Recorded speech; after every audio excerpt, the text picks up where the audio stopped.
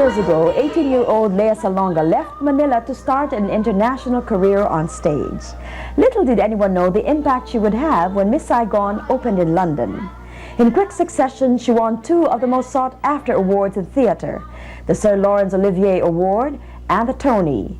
Now she's back home and on the rep stage. Tonight, the probe team invites you to join us at our ringside seats as another one of Lea's dreams comes true. Wouldn't it be lovely?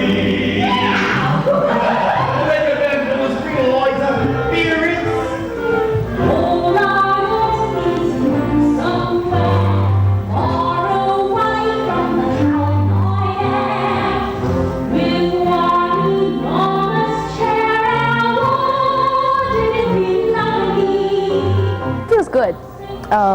Felt good to be working with Repertory Philippines again. I have been welcomed with open arms whenever I come home.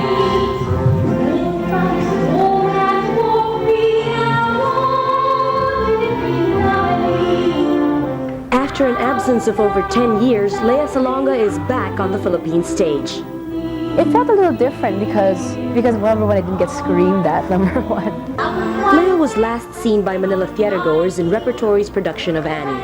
It was the early 80s and she was barely 10.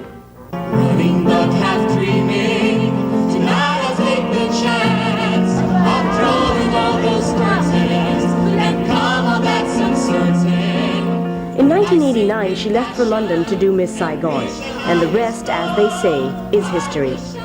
Lea lives in New York now, but she came home 2 months ago, not just for the holidays, but to perform in Rep's production of My Fair Lady. I think it was Cameron McIntosh who first said that I could do My Fair Lady. There's one role that you could do My Fair Lady. And my mom I mentioned it to my mom that Cameron said that I could do this role. And she mentioned it to Tita Bibot. Tita Bibot is Zenaida Amador, one of the driving forces behind Repertory Philippines. And we got excited. Good show. You know, it's a revival. It's an old-fashioned musical. My Fair Lady is the story of Eliza Doolittle, a young flower vendor from the wrong side of the tracks. She speaks English with a Cockney accent, but after a lot of teasing, she decides to turn herself into a lady by learning to speak the proper way. Enter language expert Professor Higgins. Who's hugging you, you silly girl? Eliza tries to get Higgins to help her with her speech, but only after a bet is made does the professor reluctantly agree. Higgins, I'm interested. What about your boast that you could pass her off as a duchess at the embassy ball?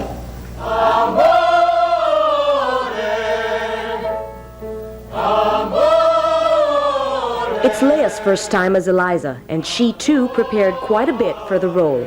How did you prepare naman for the accents? The Cockney accent and then the British accent? For the Cockney and the British, well, there's BBC, Star TV.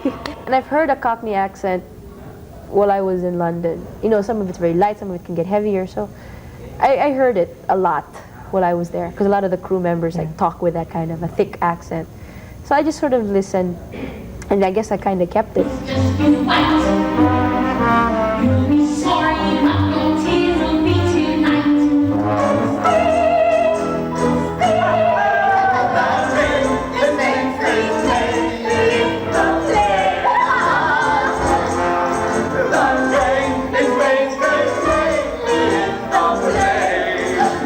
Only deepened what she already had before, which is a great sense of professionalism. And if other actors would sometimes forget their lines, she'd cue them. She knew it. So that's what I call a real professional. Do you mean that we drank? Drank? My word!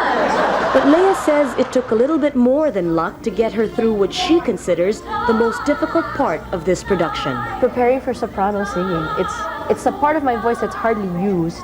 So it was a matter of really thinking about the notes and concentrating on the notes. You know, and then some nights it's just not there, and some nights it's there. So yeah, I just hope and pray that whenever I have to sing a high note, that it's there.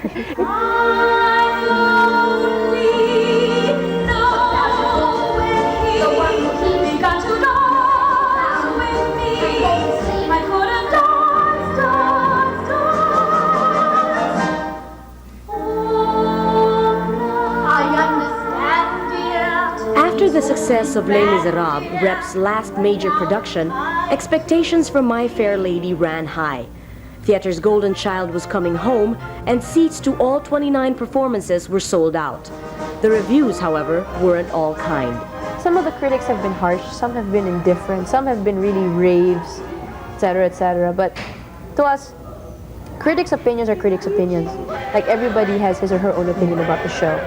With the critics, it just happens to come out in the newspapers. But in reality, it's still the audience who determines whether or not a show will be a success.